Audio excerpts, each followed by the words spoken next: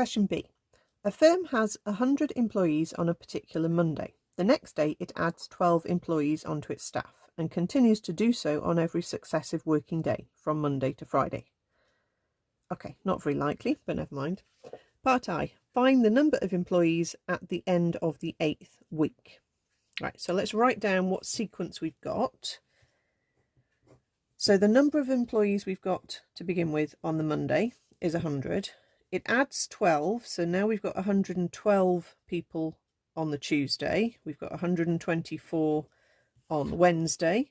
So we're going to keep going. So by the time we get to the 5th term, that's the end of week 1, which is day 5. Okay, that's your 5th term.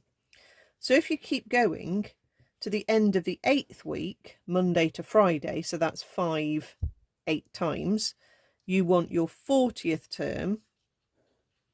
So the end of week 8 is going to be your 40th term. So that will represent the number of people who the company are employing by the end of the 8th week. So we need to find this specific term. We don't need to find the sum of this sequence. We just need to find what is this specific term. So whenever you're dealing with a sequence question, especially APs, I think because the questions can sound quite similar, you really need to pause before you start and just make sure that it makes sense for the question. Are you working out the specific term, or are you working out the sum of the terms up to that point? Okay, so in this case, we need to work out the 40th term.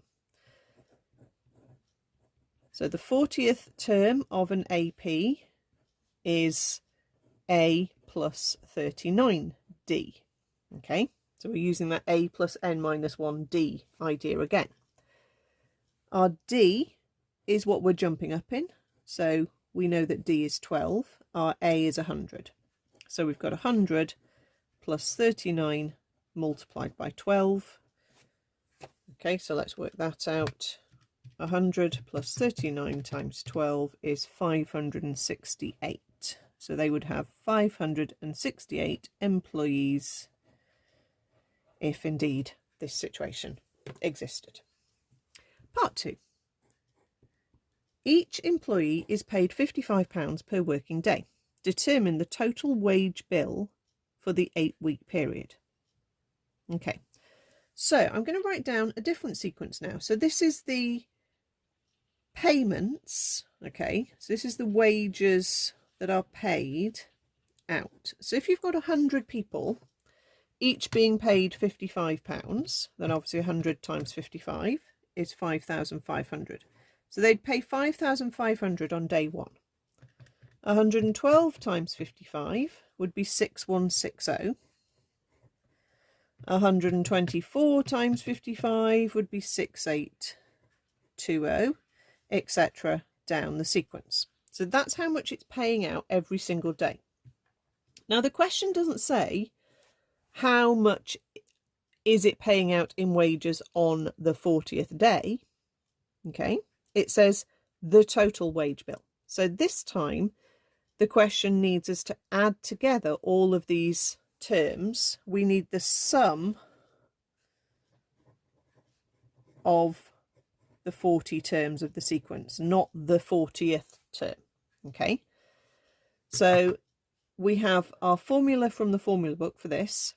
Sn equals n over 2 lots of A plus n minus 1 lots of D.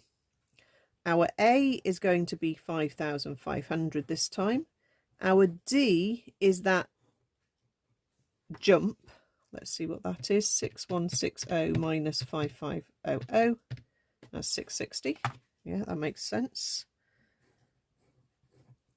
And our N is going to be 40.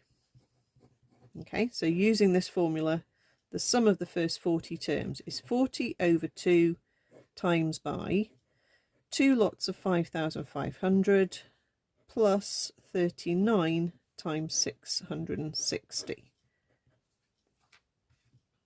Okay, so that's 20 times 2 times 5,500 plus 39 times 660. Huge total, but that is right. 734,800. Okay, that is the total wage bill for the 8-week period. Now, you could have done it slightly differently. Okay, you could find S40 for the original sequence and then just multiplied by 55 afterwards. Okay, you'll still get the same answer. I think it just makes a little bit more sense to think of the sequence as this is how much was paid on day 1, this is how much was paid out on day 2, etc. Okay, but it works perfectly well if you do the sum of the first 40, so you're basically working out how many days of employment you need to pay out. Okay, 100 people worked a day there, 112 people worked a day there, etc. And then times afterwards by 55. It'll give you exactly the same effect. Okay, 734,800.